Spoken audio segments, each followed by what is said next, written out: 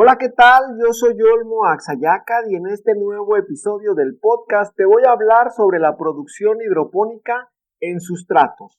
No es la primera vez que te hablo sobre sustratos hidropónicos, ya en el episodio 60 te hablé un poco sobre la historia de los sustratos hidropónicos y en el episodio 118 te comenté 3 diferencias básicas entre la producción en suelo y la producción en sustrato. Y bueno, el día de hoy vamos a profundizar un poco más en este tema. Antes de pasar a la información, quiero comentarte que Podcast Agricultura está patrocinado por Netafim, la empresa líder mundial en riego de precisión. Si quieres conocer los productos o servicios que ofrece Netafim, te invito a que vayas a www.netafim.com.mx. El término sustrato se aplica a todos los materiales sólidos distintos de los suelos naturales, minerales u orgánicos, que, colocados en un contenedor en forma pura o mezclada, permiten el anclaje del sistema radicular para el soporte de las plantas.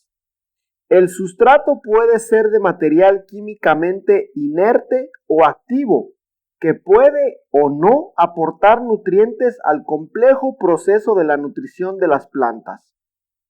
De acuerdo con esta definición que te acabo de comentar, un sustrato es todo material sólido distinto del suelo natural que se emplea como medio para el desarrollo de las plantas.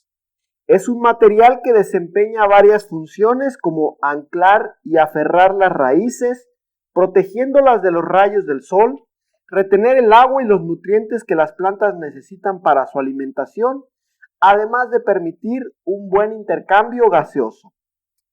Desde el punto de vista hortícola, la finalidad de cualquier sustrato de cultivo es producir una planta de calidad en el más corto periodo de tiempo posible y con los más bajos costos de producción.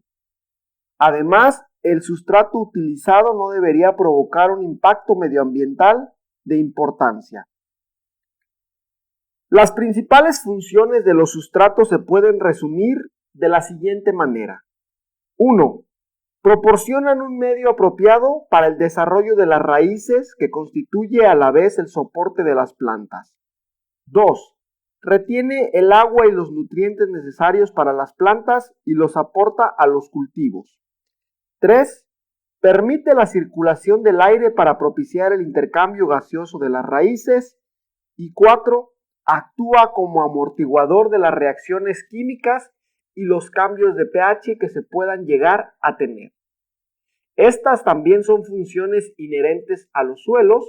Sin embargo, en determinado momento necesitamos un sustrato en lugar de un suelo, en especial cuando estamos hablando de sistemas de producción hidropónica. En la actualidad existen diversos sistemas de cultivo en sustratos, de producción de plántula, de producción de hortalizas en sistemas hidropónicos, producción de plantas ornamentales y frutales, producción de planta forestal, producción de flor de corte en el suelo y agricultura orgánica. El empleo de los sustratos es la base de la producción de planta ornamental en maceta, por ejemplo, y los sistemas de cultivo sin suelo, particularmente los sistemas hidropónicos en contenedores de diversos tipos, llámese macetas, bolsas, tablas, bancales, camas y sacos. Y una planta que crece en un contenedor enfrenta condiciones diferentes a las que enfrenta una que crece en el suelo. Las diferencias son las siguientes. Una planta cultivada en sustrato depende por completo del hombre. Además, después de un riego, el sustrato se satura desde el fondo del recipiente, lo que provoca un déficit de oxígeno, y no es hasta que las raíces extraen el exceso de agua o esta drena que los espacios porosos vuelven a ser ocupados nuevamente por aire. Cuando nosotros hablamos de nutrición en producción en sustrato, esta debe ser constante, ya que debido a lo limitado del contenedor o debido al uso de sustratos inorgánicos, la planta no dispone de todas las posibilidades de obtener todos los nutrientes esenciales que necesita para su desarrollo. Además, los riesgos de aumentar los niveles de salinidad son mayores al usar sustratos en contenedores respecto a los que presentan cultivos en el suelo. Otra gran diferencia es que los cambios de pH son más bruscos en la producción en sustratos que en los cultivos en el suelo, y la temperatura también puede presentar grandes diferencias, particularmente en cultivos de plantas en macetas de color negro, donde puede llegar a ser hasta de 30 grados Celsius la diferencia entre el día y la noche, es decir, debido al color de la maceta, durante el día puede absorber una gran cantidad de calor, pero en la noche puede enfriarse bastante. Los problemas que te he señalado para los cultivos en sustrato se solucionan mediante un programa de manejo adecuado en el que se deben incluir calendarios de riego de acuerdo a las necesidades de nuestro cultivo. También debemos tener un programa de fertilización y control de pH adecuados. Hay que hacer lavados de sales con frecuencia y utilizar de la mejor manera la malla sombra, la calefacción y otro tipo de herramientas que nos pueden evitar los cambios bruscos de temperatura en nuestro cultivo. Los sustratos modifican las condiciones de cultivo de tal forma que las raíces se encuentran en condiciones de obtener fácilmente el agua y los nutrientes que necesitan para un crecimiento óptimo. Esto es debido a las características hidrofísicas y de gran homogeneidad que presentan los sustratos, como son una elevada porosidad con poros de diferentes tamaños para retener tanto agua como aire, una baja densidad aparente y una elevada capacidad de retención de agua fácilmente disponible, además de una fácil aireación. Un buen medio para el desarrollo de las raíces de los cultivos es aquel que, además de servir de soporte o anclaje, suministra cantidades equilibradas de agua, nutrientes minerales y aire. Por lo tanto, los mejores sustratos son aquellos que retienen entre el 15 al 35% de aire y entre el 20 al 60% de agua en relación con su volumen. En general, se considera que un buen sustrato es aquel que contiene entre 30 a 50% de material sólido y el resto son poros que en forma equitativa intervienen reteniendo humedad y aportando oxígeno necesario para el desarrollo de las raíces. Los materiales empleados como sustratos deben reunir un conjunto de características físicas y químicas que los haga aptos para el desarrollo de las raíces de los cultivos. Cuando un material no reúne las condiciones que te voy a mencionar a continuación, puede mezclarse con diferentes elementos para preparar mezclas que sí reúnan las condiciones deseadas.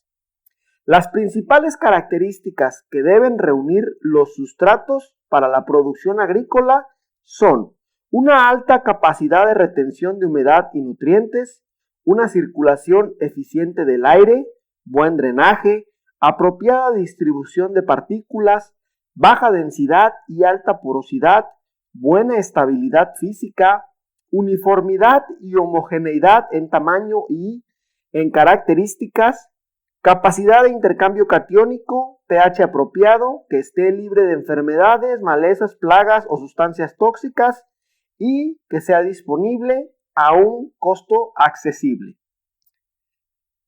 Ahora bien, los sustratos empleados en el cultivo moderno de plantas se pueden clasificar de varias maneras. A continuación te voy a presentar las dos más comunes. La primera considera el origen de los materiales y por lo tanto tenemos sustratos naturales, ya sean orgánicos e inorgánicos, y sustratos artificiales, industriales o de síntesis. La segunda clasificación considera el aporte de nutrientes a los cultivos y en este sentido tenemos sustratos activos y sustratos inactivos o inertes. Si nos vamos a la primera clasificación, de acuerdo al origen de los sustratos, entonces vamos a tener sustratos naturales. Los sustratos naturales son aquellos que se emplean directamente como están en la naturaleza o que requieren de un mínimo proceso de transformación primaria necesaria para utilizarse en el cultivo de plantas, proceso que debe cambiar muy poco las características físicas y químicas de las partículas de dicho sustrato. En este grupo también se consideran aquellos materiales que son obtenidos mediante procesos naturales, como las compostas, que son producto de un proceso de fermentación y descomposición natural de desechos orgánicos, y como la lombricomposta, obtenida de los desechos fecales de lombrices que son alimentadas con desechos orgánicos de diversos tipos. En el apartado de sustratos industriales o artificiales, mencionamos aquellos cuya producción o fabricación requiere de un proceso industrial, mediante el cual se transforman las características físicas o químicas de un estado inicial a otras que son necesarias para obtener una composición diferente que permita su empleo comercial en la producción agrícola intensiva. Los materiales más representativos de sustratos industriales son la vermiculita, lo que llamamos agrolita o perlita, lana de roca, poliestireno y algunos otros como pueden llegar a ser cascajo de ladrillo y teja, escoria de fundición de la industria metalúrgica, algunos geles, espumas sintéticas, etc. Aquí se me olvidó mencionar cuáles son los principales sustratos naturales que se llegan a utilizar.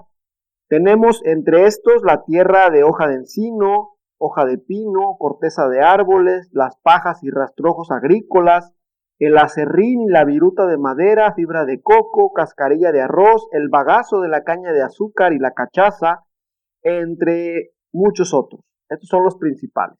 Ahora, si nos vamos a la clasificación de los sustratos, de acuerdo al aporte de nutrientes, entonces tenemos sustratos inertes o inorgánicos, que son aquellos que de manera teórica no aportan absolutamente ningún nutriente a las plantas. Los elementos necesarios para el desarrollo de los cultivos se aportan a través del agua de riego mediante sistemas de fertirrigación o sistemas hidropónicos. Aquí entonces vamos a tener como por ejemplo lana de roca, arenas, grava, tezontle, vermiculita, agrolita, poliestireno, entre otros.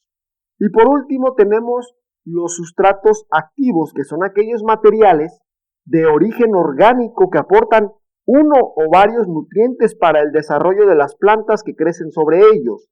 En la mayoría de los casos, va a ser necesario complementar la fertilización mediante aportaciones adicionales de fertilizantes o abonos. Una característica común a muchos materiales de este grupo de los sustratos activos es que son biodegradables, situación que hará que disminuya su volumen, presentando poca estabilidad física con el paso del tiempo. En cuanto a su disponibilidad, existen sustratos comerciales de este tipo, entre los que se ubican las turbas, el polvo o fibra de coco y algunas arcillas expandidas. Hasta aquí la información que te quería comentar en esta ocasión sobre sustratos. Todavía me queda mucho tema por delante en cuanto a los sustratos disponibles en nuestro país y revisión a detalle sobre la clasificación, sobre las clasificaciones que hay de los sustratos actualmente. Sin embargo, hasta aquí le voy a dejar el día de hoy. Muchísimas gracias por escucharme. Recuerda que no me quiero despedir sin antes invitarte a que por favor me ayudes a compartir este episodio con algún contacto para poder llegar a más personas. Ahora sí, hasta luego.